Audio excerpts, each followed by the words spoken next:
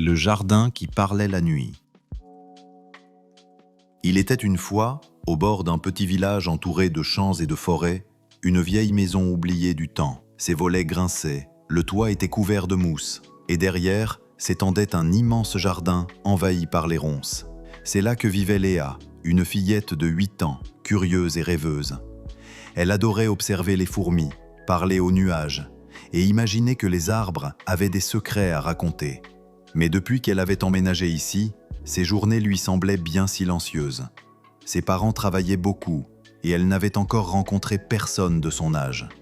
Un soir d'été, alors que la lune se levait, Léa s'assit près de la fenêtre de sa chambre. Le vent soufflait doucement et dans le lointain, elle crut entendre un son très léger, comme un chuchotement dans la nuit. Intriguée, elle enfila sa lampe de poche, descendit l'escalier sur la pointe des pieds et sortit dans le jardin. L'air sentait la menthe sauvage et la terre humide. Les murmures étaient plus forts maintenant.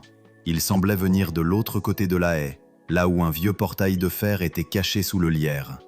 Léa s'approcha, écarta les feuilles et souffla la poussière. « Il y a quelqu'un » murmura-t-elle. Puis une voix très douce répondit « Entre, on t'attend ».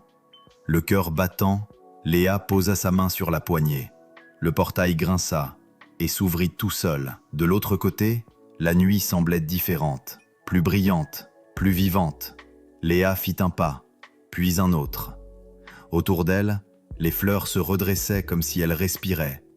Les arbres se balançaient avec lenteur, et un millier de lucioles flottaient dans l'air. « Bonjour, petite humaine », lança une fleur bleure. « Enfin te voilà », ria un pissenlit. Léa ouvrit de grands yeux. « Vous parlez ?» Une voix plus grave se fit entendre, venue d'un grand chêne au centre du jardin. « Bien sûr que nous parlons, » dit le chêne. « Tu es dans le jardin des nuits, là où chaque plante, chaque pierre, chaque souffle de vent a une voix. » Léa s'approcha. « C'est incroyable, mais pourquoi m'avoir appelé ?» Le chêne soupira. « Notre cœur a disparu, le cœur du jardin, une pierre lumineuse qui donne vie à tout ce qui pousse ici. Sans lui, les fleurs fanent. Les chants des oiseaux s'éteignent, et bientôt, le silence nous engloutira. » Léa posa la main sur son tronc. « Je peux vous aider à le retrouver ?» Le vieux chêne hocha lentement la tête. « Alors suis la lueur des lucioles, et méfie-toi du chat gris.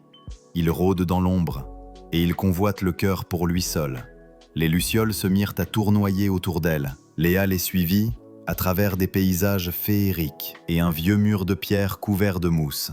Chaque recoin du jardin semblait respirer. « Le chat gris est passé par ici », murmura un pissenlit tremblant.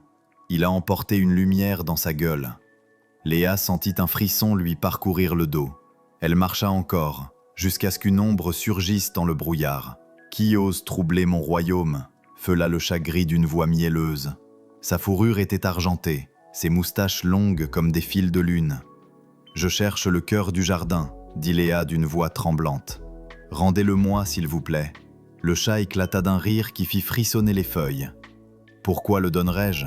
Grâce à lui, tout m'obéit. Les arbres se plient à ma volonté. Les fleurs se taisent quand je passe. Le silence, enfin. Voilà la vraie beauté. » Léa sentit la peur monter. Elle s'approcha lentement du chat. « Tu n'as pas besoin de voler la lumière pour briller. Regarde autour de toi. Même dans l'obscurité, le jardin t'aimera si tu le laisses vivre. » Le chat gris recula d'un pas. « Je voulais juste qu'on me voie. » La pierre magique, posée près de lui, se mit à flotter. Elle brilla si fort que la nuit entière sembla s'éclairer. Le cœur du jardin s'éleva doucement vers le ciel, tandis que des milliers de lucioles dansaient autour d'eux. Léa porta la pierre au pied du grand chêne. Le tronc s'illumina, les racines vibrèrent, et une vague de lumière verte parcourut le jardin. Les fleurs s'ouvrirent toutes à la fois, les oiseaux chantèrent, et un parfum de vie emplit l'air. « Tu as redonné la voix à notre monde », dit le chêne d'une voix profonde. « Souviens-toi, Léa, la nature parle toujours, mais seuls ceux qui écoutent peuvent l'entendre. » Léa sourit. Une dernière brise caressa ses cheveux, et soudain, tout disparut. Le lendemain matin, Léa se réveilla dans son lit. Tout semblait normal. Peut-être que tout cela n'avait été qu'un rêve. Mais sur le rebord de la fenêtre, une petite fleur bleue avait poussé pendant la nuit. Et dans un souffle léger, Léa entendit « Merci ». Elle resta là, un long moment, à sourire. Depuis ce jour, Léa retourne chaque soir dans le jardin. Elle écoute les feuilles frémir, le vent murmurer, et elle sait, au fond de son cœur, que la nature a une voix, et qu'il suffit de tendre l'oreille pour l'entendre chanter. Moralité, chaque être vivant a une voix, mais seules les âmes tranquilles peuvent l'entendre.